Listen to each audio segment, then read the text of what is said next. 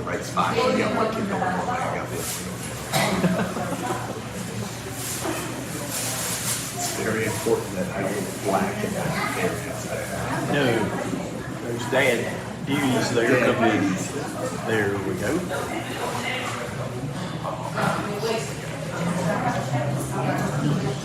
It's kind of cold outside. It's outside. It's 7:15. All right. Yeah, my staff said it's outside. They lied. Where my mom told me, so I was like, yeah.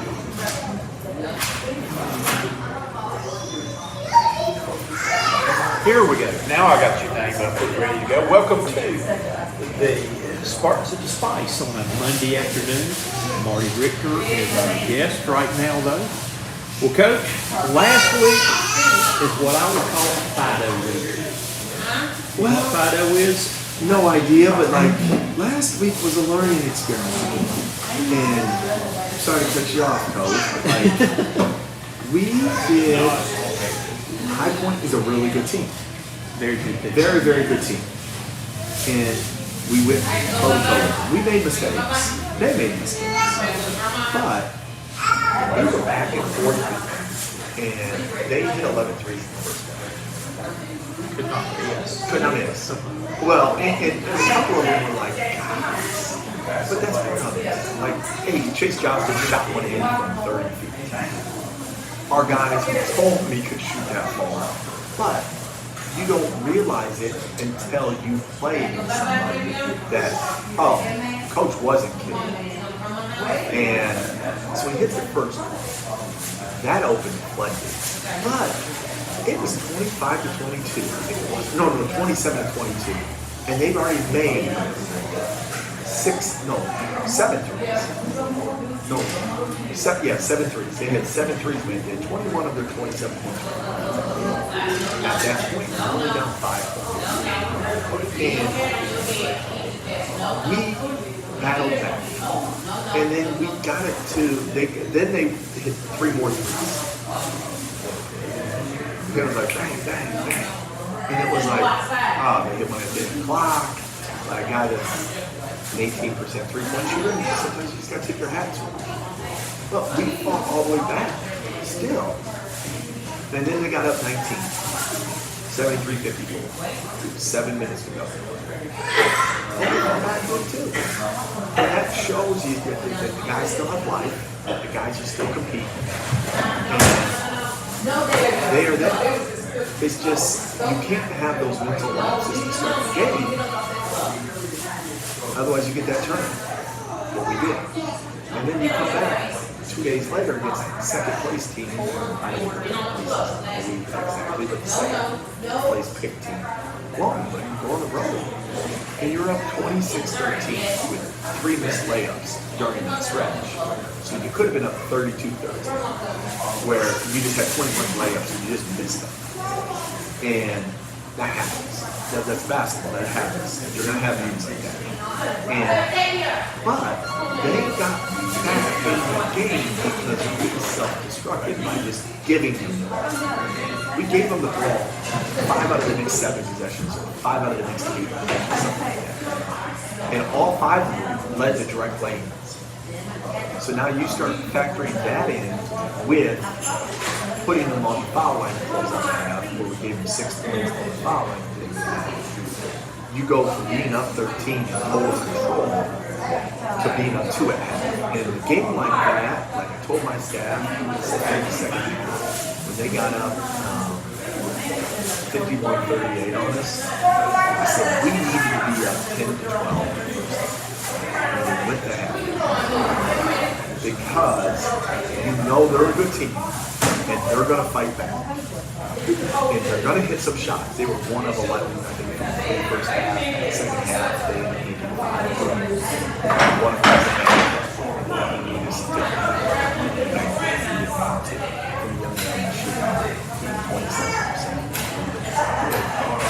not what it does.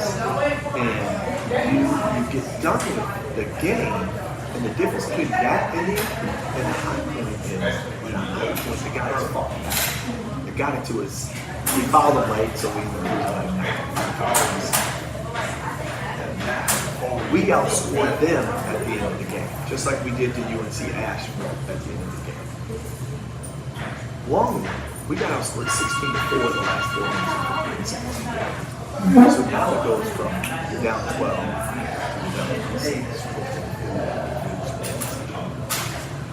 That's how close it is. I told my team, I said, guys, you gave up 5 transition layups all in the first half. You gave up 6 guard your yards in the second half. You just self-destructed a little bit. And it was still only a 12-point game. Our guys thought we were down 20. And I couldn't get them back. And sometimes it happens with kids. And we couldn't get them to flip that switch. Like, guys, it's only a 12-point game. We're down 7 minutes going and an 8-minute timeout. We're down to 12. It's like, guys, we're in our comeback mode. We're going to run some of our quick actions to get into offense fast. So we try to get some quick baskets. And it just didn't click. And it goes from that fine line. You're so close to all of a sudden, like, oh, jeez. And then you go show film to the players today, and they're like, oh, jeez. Can't believe it. Film doesn't lie. No, and it does. And it's like, oh, man, we were that. Yeah. You were. You self-destruct sometimes. And that's what happens when you have a lot of, we have kids that are older, they're young-minded a little bit at times, and that's what happens when you have that. Like, you have separation, and you don't have it together. You don't have a group getting tighter and tougher together. And that's the difference between being where we're at and being where we want to get to. And that's the difference between our teams. I lived this at Drake my second year. We still won 20 games, but we were 8-10 or 8-12 in conference play because we couldn't do it. We did what we were doing. We couldn't close the game out. We would lose our mind. We couldn't get over the hump. And that's part of the growth. And next year we got that large bid. But NCAA tournament going to win. The rest is history for that program. Skyrockets. Growing things. You're going to have it. It's a process. And everybody says, well, no, not everybody does it. Well, not everybody does it. Because not everybody has the same, not everybody's on the same playing field. Not everybody has the same scholarship packages. NIL part of that package. So everybody's packages are different. So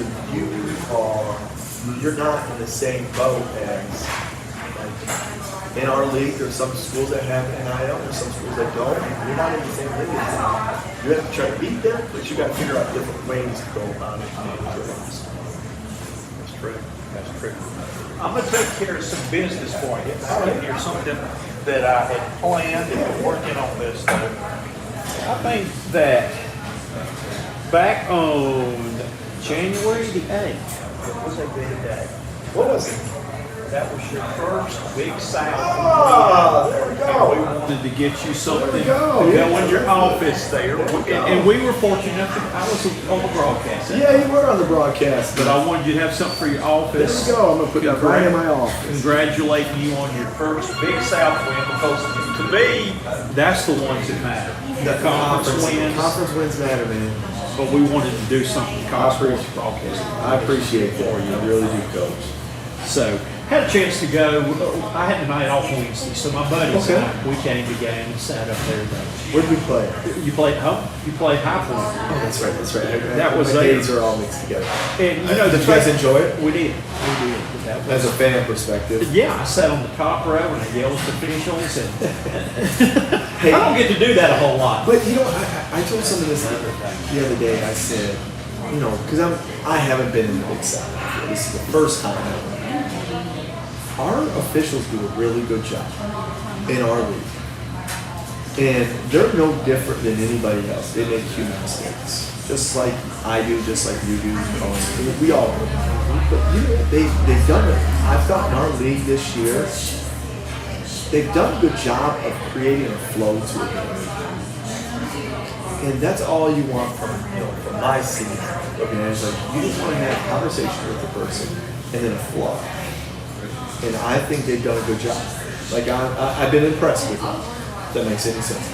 You're always going to have your night where you walk away like, and I walk away like, Gardner Webb used it as an example. I called him an official. They said, man, you guys did a hell of a job. So gosh, they did a really good job. Like they managed the game. And that's all you want. And these guys have, the head of our officials is Brian Christie. I don't know his name. And he's done a good job of educating them and bringing along the young guys with some balance in crews. And you can see that. And that from my perspective as a coach, that's all you want. That's at the end of the day, and I can see it. Like you can see growth. Like there's a couple young guys that we had at the beginning here. So right now that I have had in conference, I'm like, oh, they've grown as officials. They're no different than I am. They're not trying to grow as a coach. They're trying to grow as an official. They got to get better every time they go out. Try to get better. And my hat goes off to them because I think they've done a good job. I tell you what, my take on the game Wednesday that I like a lot is from the coaching point of view of this, because a lot of people sitting around here did not understand this. I like the way you coached them in the last session. That it would have been very easy and watching the game and the fans were, why does he keep calling timeouts? Well, it's important. That's important from the standpoint you coach them to the end. But, when you're in a situation like that, you may be in a game down the road that's a little bit closer than that one was, that this is a great opportunity to go up against the best team in the conference. You can't get better practicing that. No, you can't. In-game situations. In-game situations. Great. Well, this is what I would say to fans. If you don't fight to the end, what am I teaching my players? Mm-hmm. That's like at the end of the day, do I tell my players, oh, we're down 12 with a minute 30, let's just give up? Mm-hmm. No, because anything can happen. I've seen crazy stuff. The other day, I was sitting on the bus driving back. Kansas was up 79-73 with 16.4 seconds left in the game against Houston, and Kansas is shooting free throws. Well, what? If in normal fan perspective, they would have thought, oh, this game's over, sure. You never know as a coach. What happened is they missed the front end of that free throw. Next step came down, drilled a three. Kansas was going to try to enter the ball. They called the timeout. Then they ran their press break. They turned it over. On that turnover, Houston hit a three and forced overtime. And then they went to another overtime. I think there were 2 overtimes. And they won in the second overtime. And that's why you stay in it. There was a game last year. It was James Madison against Kent State. James Madison was down 5 points with 4.5 seconds left. Call time. Kent State was taking the ball. To the naked eye, you think the game's over. What happened is Kent State threw the ball to the other team under their own basket. You know what I mean? Like, just got a steal and laid it in. So now they're down. They're down 5 or 4. I can't remember. No, they were down 4. I'm sorry. Stole, scored it, down 2. They then threw it again to him. Drilled a 3 and got beat by 1. Just like that. Like, to the naked eye, you're like, this game's over. It's never over. With a 3-point shot. With a 3-point shot, yeah. Well, because you could take a 3 and shoot and make, and the guy that's going for the offensive rebound can get drilled by illegal contact by a blackout guy, and you can get 5 points in the possession. If you're not in the bonus, you get the ball inside, and you get another chance. So there's so much teaching that you can do. Like my guys, we've got to get them those experiences because we've been in those experiences. And let's say we were only down 5 or 7 high one. You took an 18-point lead to 7. Yeah, you got it there. You got it there when you wanted to. Now maybe I should have fouled the last time. 9.8 seconds, but I try to steal it first. But if you would have got the steal, you're down 7. you score quick, or you hit a three, now you're down 4. You foul again. Let's say they make their free throw, or they don't. Let's say they make their free throw, you're up 6. You do your home run play, catch, shoot, and now maybe there's 3 seconds left and you hit it. After the time goes down, now there's 3 seconds left in the game. They still got to pull the ball in. And if you somehow steal it, you can still tie the game. Like you gotta think all the way to the end. And that's where you wish too, you've got the final minute to be able to advance the ball. Yeah. That would really help. That would really help. You know, the women's basketball game has been ahead on us on that. And I think that's just a really good rule. That's something that you get to get ahead. And then you're taking out a side. Now you get your side flat. 2 seconds come. Gives you a chance. That's why I did that this high point. Because it's an experience. It's an experience that I can't get back for the guys to teach. And again, that is much better than trying to practice those against the show team when you got a talented team like that. If you get opportunities like that, that's better than practice. Way better than practice. Way better than practice. I mean, you just get better at it. Your guys just get smarter with it, and they get used to it. They get used to the comeback game. I mean, we've had some where we've had to fight back and come back. We've had some where we've been in the lead and try to sustain the lead. Well, hopefully at this point right now, I was just thinking about this the other day, you don't have a single player on your team that has ever set foot in Longwood or going to UNC Asheville. They've never been there before. They've never played there before. They don't know what it's like. Now, you got one more game, and then we flip it and go the other way. Go one of these places. I mean, you can sit there and tell them about how hard it is to play there and stuff like that, but until they actually experience that,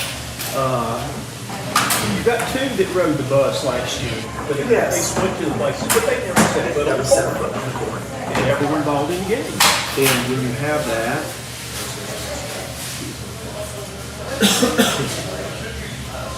it is different. And they've never been on a road. A lot of them have never been on overnight road. You know what I mean? Like, the overnight road trip is different than regional basketball road trips.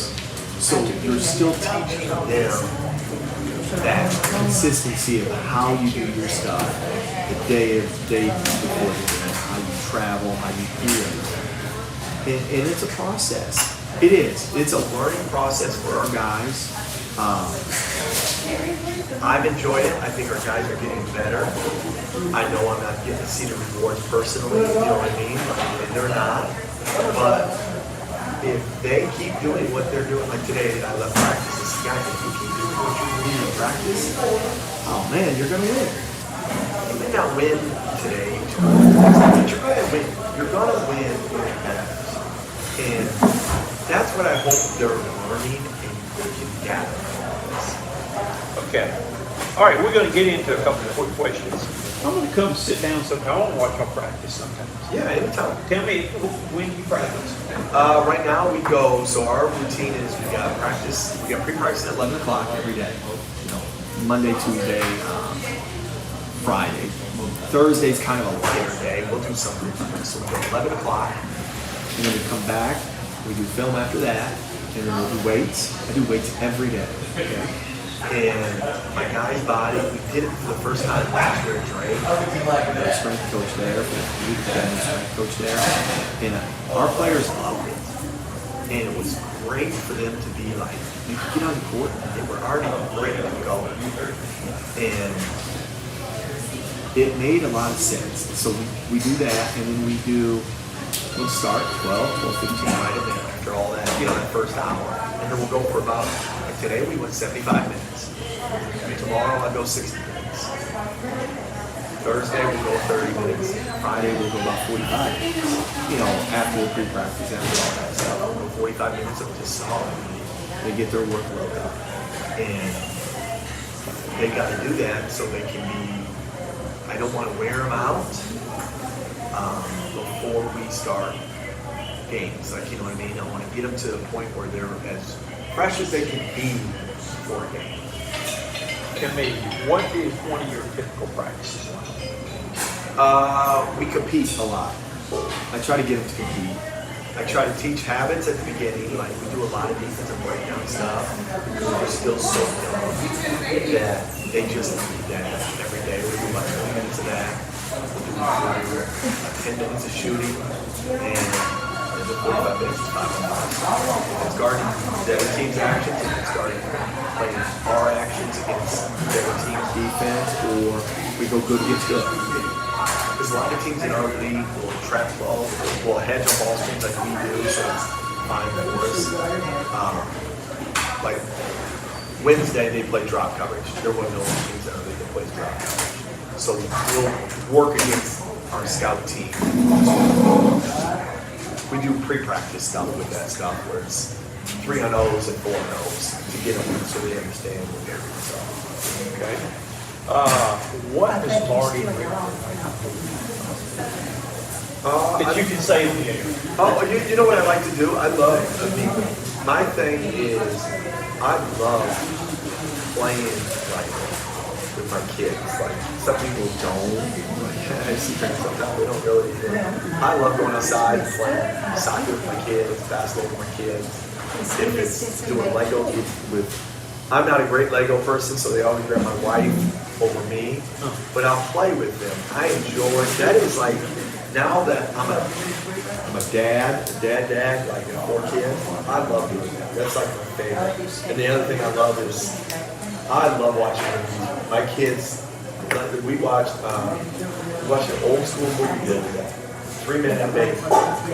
Yep, I've seen that. I've seen that one. It's a fun movie. Some of it is you had to explain to them, you know, because it's an animated movie. But it was like we watched that the other day and they were laughing, and it was so funny because it's like I get my enjoyment out of seeing my kid. Do you ever let them run? Right now I do. I talked to my team about that today. Actually. So when like we play, like my oldest son, I don't let him win in my arm. If I can win, I try to beat him. I'm cutthroat. You gotta beat the boss. Yeah. Monopoly, my man is love. We play Monopoly a lot. Me, my son, my wife, and my other kids will join in. Like Harper will play sometimes. But the other 2 are like, one of me my role and one of me my wife's role. But like when I go out and play in the backyard, soccer's different because he's better. Paper towels. The ball. I try, but I can't kick it. I can't dribble. Like we play 1-1. We'll set a 10-minute timer and play 4 quarters against each other. You got them out of office. Great big colors for me. But we go back and forth in the backyard and set up and play. And sometimes I lose in that one. When we play basketball 1-on-1 in the driveway, right now I'm trying to build confidence up with them so he gets excited about it. When I play, it's morning and I with Avery and my sister. I don't shoot the ball. I pass all the time for those guys. But I love playing. I like playing. That's my enjoyment. My wife would call them they Gave me don't 2 like knives, they get well, especially my wife, she gets mad when I win all the time. But I'm competitive. I can't help it. I'm competitive. My little brother said this to me the other day. In my family, I've got 2 brothers, an older brother, 2 years old. They don't care. They don't care how you keep it in the office. And my little brother, check on him, make sure he knows how I am. Every time I have my go over moments there, I have to get them. upset, but like, I'm doing It doesn't matter how many times I go, I have to get them. my wife is like, oh, Marcus, see, it's all shot. And they know me really, and they're like, oh, Much more than that. I know how competitive my younger brother Josh is. You're the most competitive person I know. I said, well, yeah, but this is a process. We're in the process stage. And I have to coach my guys to win. But I also have to coach my guys knowing that it's a process. You don't just win overnight. President, you go up there and ask. The greatest coaches of all time They don't. They didn't win their first year as a coach. They didn't. They might have, but you know, if they had the elite jobs, a lot of these guys did not have elite jobs. You've got no cupcakes in the way game. No, our league is really good. It's It's a really good league. It's a well-coached league. It's a well-prepared league because we play Wednesday, Saturdays. So you give everybody 2 days of prep. Kind of like what I left in the Valley. Valley was the same way. When you have 2 days of prep, you can be really prepared for your Saturday opponent on Wednesday. When you play Thursday, Saturday, now Thursday opponent you're prepared for. Saturday you're prepared, but you don't know the ins and outs of everything they do, which I think is like that. And now it comes down to who can make the most shots, who can make. And it always comes down to that, but like that really does when you have a one-man front. All right, what's your favorite family activity? We play freeze tag. So we go freeze tag in the backyard. We don't do it right now. It's Freezing. It's not freezing, but it's a little chilly. But we do it. I mean, we get it all the way up until Thanksgiving. And we'll go outside 10, 20, 30 minutes and play freeze tag. We play in the front yard here at my house now. We play in the backyard. We have a great backyard. I got a great backyard here, but we don't have obstacles. It's just a big square so they can get caught easy. Front yard, I got some trees where you got some maneuvering. So we play freeze tag and we set a timer. I'm normally the first one to start, so I set a 7-minute timer on the watch. I gotta try to get everybody tagged in 7 minutes. When I get everybody tagged, they win, and I lose. And then the person that is the last one not to get tagged, that person is hit next time. And then I set like a 3-minute timer for them. And if they don't get everybody, then we turn into zombie tag. So if you get tagged, you're now it with that person, you get to go tag. So now it goes 2, 2, 3, 4, 5. We got 6 of us in the family. It goes 5 gets 1. You just get the last person. But that's my favorite family activity. I love it. It's awesome. Well, if it gets too cold to go do that, what I used to enjoy doing, I used to get water to you kids, I thought. I did it with my daughters. Oh, dribble text great. Oh, we did. That is a camp station. Yes. That is a camp, and everybody does a little bit different. Like, you know, you start the whole court, and then get to half. Look, the way we do it in Iowa is awesome. You get knocked out, you stand. Like most places stand on the side and they don't do it. They're out of the game. You put your ball away in Iowa, and you stand on it out of bounds. If they come over, you get a screen line. Okay. It's a great dribble tag. Different wrinkle. Little wrinkle to it. So then when you get in, when you can move from full court to half court to 3-point line, and then to the lane line, oh, you got to have tight handles because you go out, guys are stripping you on the outside. You stay in, you're still got that 1-on-1 or 2-on-2 or 3-on-3 guy on the other. I have to remember that. Yeah, it's a good one. It's a good one. All right. If you could be anything, if you were not right now, you were not the head basketball coach of USC State, what would you be doing? I'd be teaching history. I think I'd be teaching history. I'd be a high school history teacher, probably high school. It's like, that's what I want to get my degree. History and physical education. And I like history better than PE, but all my coaches were PE teachers too, or history teachers. I love history. I like history. If you could live anywhere in the world, Anything. I love it. I would, you know, I love, like, we're looking at drivers and we're taking us from these. It's warm, 85 degrees every day. I love that. I would probably go to, like,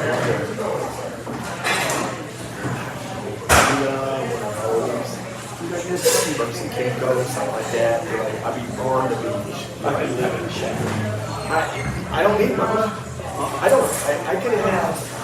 Well, I did. 1, 2, 3. So that third window One is time, sugar and spicy. Sugar and spicy. The back wall. Oh. The third window, the little bathroom, bed on the side with my wife and I. No kids. The kids are there, they're bunked up on the other side of the room with us. We don't need much. Get everything right there. Beach. As far as I know. That's one of my 2 happy places. that when I had to have that happy place and I'm upset after a game or whatever like that, and I've got to really get away, I sit there and I picture my mind sitting on the beach under the umbrella with my frozen drinks watching the tide. In my other place, and it's kind of interesting, I was talking to Vera down there, being in Sweden on the ski slopes at night, with the night skiing and the little ski village there. I'm told her she's got 2 years to book my trip to Sweden. That would be awesome. Graduate. Those are my two happy places. Yeah, the beach is my happy place. That would be your happy Like, place. I want to go to the beach, but I want a pool right next to the beach. Because I don't want all the sand all the time. And you don't know what's in the water either. Well, I go in the water for a little bit. I'm not going up into the, into the water. Looking out into the ocean. I'm not going deep into all the things that are Oh. swimming around you now. Oh man. When we lived in, so My sister-in-law was in right south Daytona Shores, Montana. It's like the shark capital of the world. And there's shark bites all the time. It's like, gosh, we go there all the time in the summer with our kids, and we go in the water. I'm like, I don't want to go out there deep. Okay, because it's like they're everywhere. Those things brushing up against your Oh, I leg or know. something, it would be frightening if you could actually see what's going on underneath the oh water. man. Well, there's some days when the water's so clear, you can't, like in the Gulf of Mexico when we were living in Fort Myers, there'd be some days when you look down and you can see yourself walk up the water, you walk all the way to my chest, and I can walk all the way up to see down. Good and bad. Yes, good and bad on that. Okay, I got you 2 concert tickets to see a live concert. Who are you going to go see? And who you going to take with you? I'll take my wife. Okay. Good choice. Smart Yes, choice. very smart choice. Who are you going to go see live concert? Live in concert. I would probably go see. They have to still be singing now, or just in. It can be past or present. So if one of these two guys are terrific performers. Either Michael Jackson or Justin Timberlake. Okay. Their performances is what I want to see. Like the performance of what they do. or like they're just can perform. Like I don't, I'm not a huge concert guy. Like music is music to me. Like I like listening to music, but like I want to see the performance. Michael Jackson is like second to none. He would be fun to see. He could put on a good show. Put on a show. That's what I want to see. If I wasn't taking my wife, I'd want to take my daughter to go see Taylor Swift because she loves Taylor Swift. And that would make my day being there with her because she would be so excited. I'm going to date myself, and it's brought back to your thing there when you mentioned Justin Timberlake. I took my daughter over to to a concert with 4 of her little middle school girlfriends to see Justin Timberlake and NSYNC. Oh, I don't think I'd want to see NSYNC, but Justin Timberlake learned from Michael Jackson. That's the only reason I want to see. If that makes any sense. Like, his performances are like what he's got. It's good. But that's funny. That's awesome. Did they enjoy it? They did. I mean, the screaming of the girls. Screaming middle school girls. Dad took the bullet that night. Now I enjoyed being with my daughter and doing that Thursday. We sat in upper deck and there were 18,000 screaming middle school girls at the concert that night. But she had fun, so I had fun. That's all that And matters. that's all that matters to me right there. Okay, let's see. What else have I got to throw at you here from the gauntlet? All right. Big Ten, SEC, ACC. This year? What would be your favorite on that? Growing up, I would have said Tobacco Road because of the tradition of what it had. And I love the Big Ten. The style of play is so slow at times. But, I grew up, I was an Iowa fan as a young kid growing up, so I enjoyed watching the Hawkeyes, and I enjoyed the team I liked was the Hoosiers. I liked the way they played, and they played with guys. that was and they play a fun style. Like people always thought their motion style offense is slow, and it's not. It's really fast and it's on top of you. So I enjoy that. The ACC, when I was a kid, ACC basketball was just so different. And like ACC, I mean, SEC, no, I don't think I would be SEC. Big 12 or Big 8, you know, I grew up in Big 8, when it was Big 8, now it's Big 12. I didn't watch that as much. Big 10, I would probably go, if I had to choose, to go Big 10 to ACC, but ACC sucked. The basketball is the Okay. All right, let me get back on a couple of your full court press lightning ones. I didn't think I got all the way through with those last time. Would you rather ride a roller coaster or a Ferris wheel? You asked me that, I said, Okay. I think it's a roller coaster, because I don't like the Ferris wheel, I think that goes out too high. And some roller coasters go too high. Well, there's some, like, hey, my wife is from Sandusky, Ohio, and Cedar Point is it, and it's got one of the largest amusement parks in the world for roller coasters. It's got like 20 major roller coasters. There's some of them I don't go on. They go too high and they go too fast. I ain't going on those. I ain't going on those. All right, did you have a fantasy or like a something that you You know what? I wanted to play in the NBA. really? Yeah, I thought I could play, like, I love playing basketball. I wanted to be a professional baseball player, basketball player, football player. That's what I thought I wanted to be. You know what I mean? Like, that was my fantasy. Like, that's what I wanted to be, bro. That was, I think, my fantasy too. Yeah, like I like I knew all about that. Yeah, and I didn't grow up. I mean, I was 6'1" when I graduated high school. I'm now 6'4", so I can see my college student, but Mark said, I'm still growing. So they still the other day. I'm like, dude, man, you're getting shorter on me. My fantasy growing up was because of your special mind. I wanted to be a racer. Oh, yeah. I like to go back, but I wanted to be a NASCAR driver. And I still was going to be. Nobody will ride with me. It's an interesting deal. Like, he's one of Jeremy. I don't know how to pronounce his last name. Clemens. I was going to say, I always mispronounce it. Jeremy Clemens is one of in the world. Like, because he got the Xfinity series and the NASCAR series, I mean, the 50-50. He's one of 100. If he was in the NBA, if he was one of 100, you know how much he would get? You're not talking about that hard thing. Oh my gosh. Think about it. You know what I mean? That's what people always forget when they start thinking about this. He's one of 100. Talking about people in this season, let me go. It's pretty spectacular. But I'll tell you soon when you're finished. I would love to get in the car. Talk to you on my way. I think it would be so much fun. Hey, drivers in the picture, I want my own car. I want my brake. I don't want them taking me up next to the wall. Well, I would like to ride one time with them and then to experience how fast they go, and then you get to Back. and see, oh, okay, this is Charlotte Motor Speedway has done this promotion. They still have it there. Daytona 500 still has it. What you're going to say? It's going to be like Black Friday where you can pay Yes. and drive your own car on the track. Yes, yes, you can. Daytona has it. You can do that. You drive. That's your own car. You drive one of their cars on the track, and you get to do it. Like I took my kids to Daytona 500, not to the race, but to show them the track and all the behind the scenes stuff. They love it.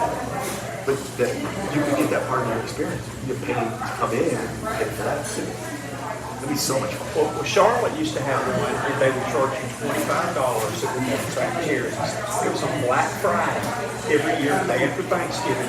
You got to drive your own car on the track.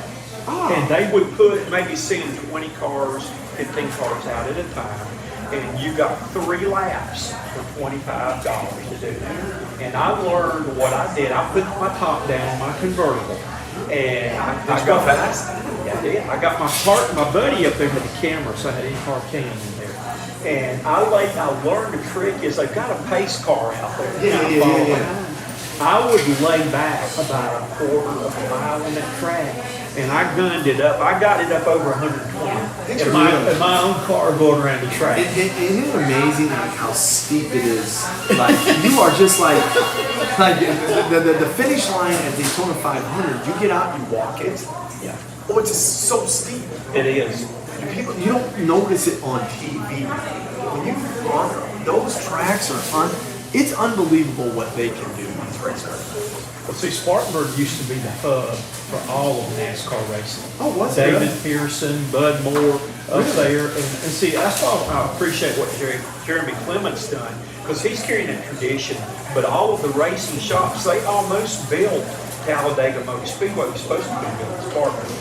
The NASCAR Hall of Fame was supposed to have been built here. Charlotte got it. But for what Charlotte is to NASCAR today, then Spartanburg was that back in the 60s Really? and 70s. I Yeah, didn't know that.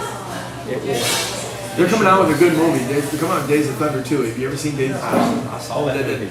Well, I asked Jeremy one time, I'm like, why are you 51? Days of Thunder? I had no idea when I first met him. He's like, yeah, I love that movie. I said, I do too. It's a great movie. Well, we're actually going to try to put together a show for Jeremy here too. Oh, that'd be awesome. It would be fun to talk NASCAR on that too. My other fantasy was I always wanted to be a rock star. Oh, me, no chance. I'm not cool enough. I could see you on the stage performing. I think you got it in you. I can perform, but not in that area, man. Hey, no chance. I can act a little bit. I'm a good actor. That would be fun. I got some acting skills. I was sitting there, based on our last conversation too, wondering who was in the Sparty suit. I was watching Sparty last Wednesday night when I was at the game. Yeah. I don't know who was. Trying to figure out who Sparty was. I saw something I've never seen before, and I'm gonna wrap this up because I know you gotta go. I did the women's podcast the other day. I saw a game where neither team shot bonus free throws the whole game. I told you that the other day when we talked about that. It is the deal because it's 10-minute quarters. You got to get the 5 team fouls. And you think about even in the men's game, you typically don't get to that 15 foul. Maybe you get to it at the 8-minute with 2 minutes left in the quarter. So now you only get probably 3 possessions where you have the ball when you're in the bonus. The game is just clean. I was looking late in the third quarter. I just happened to look down at the stat sheet that Upstate had 8 team fouls and the other team had 7 team fouls for the game. And that was in the third quarter. And also, too, if you looked at their stat sheets the other night, Longwood had 30 more shots with them, and Longwood had 30 more shots? 30 more shots, and the Spartans turned it over 31 times. How is that possible? That was, Yeah, I mean, you know what I mean? When you start doing the math, yeah. like, that is amazing. They had 30 shots more. Yeah, because of the 31. What was the rebounding difference? Spartans won the battle more, 41-33. So who won the battle on offense glass? The offensive glass, there was not a big difference on it. It was just a couple one way or the other. Really? That's amazing. But that was, I was looking, I said, there's no way, they look at the stat sheet. There is no way that if you looked at this, that you would stick to 1-1. That's exactly. If you would have said to me not knowing the score, said, "Hey, the team they shot 30 more shots. And this team had 31 turnovers. So now, who won? The other team." I would have never. It's not even close, is what I would think if I saw that. That's exact. I would have said it would have been 20-point game by that statistical analysis.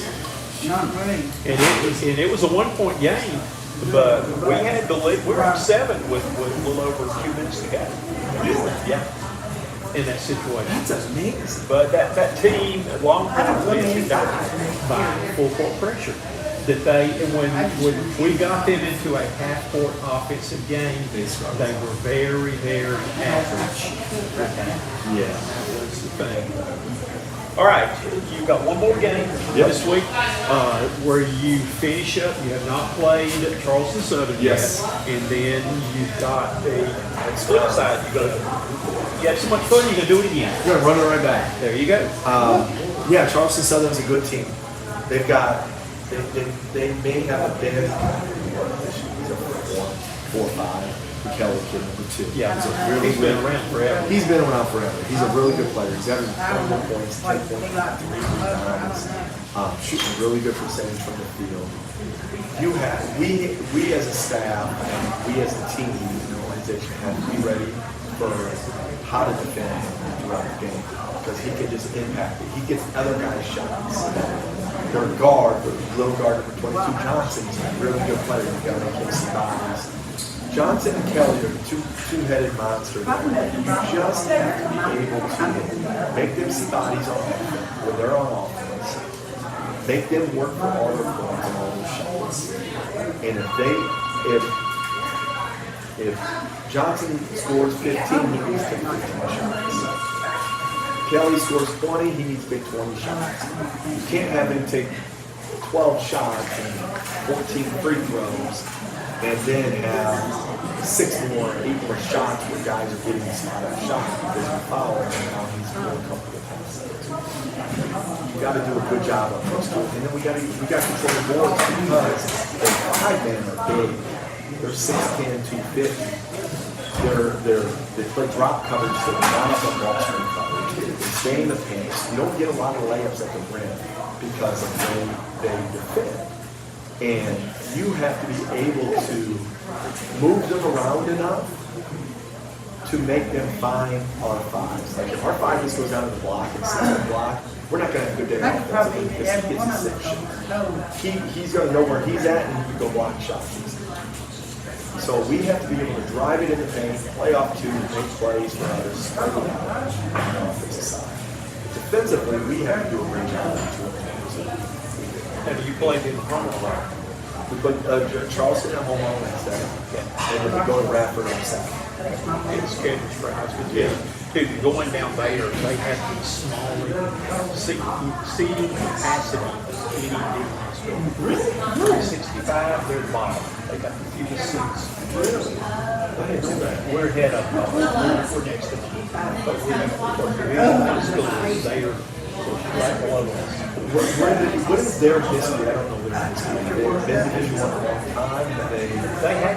They kind of been around for a while. Have they? That's what I don't know their history at all. The former coach was a good friend of mine. He's been around. Yeah, he was there for a long time. Barkley was. Yeah. I knew him when he was at Furman. I knew him when he was the assistant to South Carolina. Okay. He was there for both of them. Okay. But it's a small school down there. My daughter lives in Charleston. I go by on the way to see her right by. She's off. Is Charleston Southern on the southern side, or is it on the northern side? Or is it on the northern side? It's going down 26. It's on your way to Charleston. It's just past Somerville when you're going before you get into the city of Charleston. On the left-hand side of the road. There's so built on the northern side. That's weird that it's from Charleston Southern. Yeah, it is. All Right. right. Well, I've run out of questions for that. Unless you got any questions. I don't got any questions, sir. Okay. Well, I'm out of questions. Take that, put that in your I office, appreciate use it. it in a paperweight or wherever you want to. But I thought that ought to be something you had something to show for your first. Yeah, I appreciate it. Of hundreds of big South wins. That's the That's goal. your first one. You got to get one before you get in. You got to call before you walk. Been fun. Thank you so Good much, luck Coach. this week. We look forward to doing it again next Monday. Then. Thank you so much. You have a good day. Thank you. You too. Oh man. Yeah, Charleston Southern. Well, can I get you anything before you go? No. I'm off and running. Well, I'm gonna have to bring my buddies out again. That was two former coaches that came with me. We sat back there on the back row. And it's interesting. I was sitting back there on the back row and looked over right next to me was one of my former players that brought 2 of his kids. That's awesome. So they were getting, he said he covered as many games as he can. So Yeah, like we had a good foul this year, and it's been that was a good crowd. He That was. was a very They said Wednesday night. This Wednesday's gonna be sold out. That's great. We are on the game, the 8th, that I've set it up with Lenny to where all the staff here, the guys, cooks and all, are going to be invited to come to the game and be part of it. That's awesome. Yeah. Well, I appreciate it. I really do, man. This is awesome. You're welcome. Thank you so much, sir. Good luck to you this Oh, week. I- You too.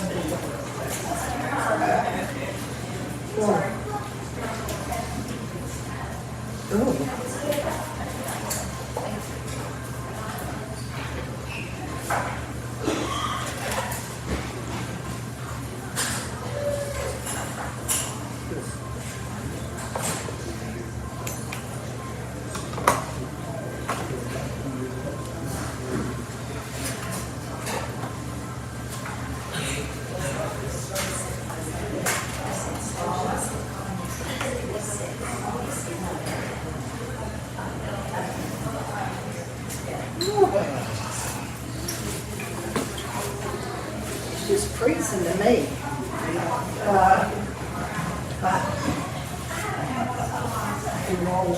Yeah.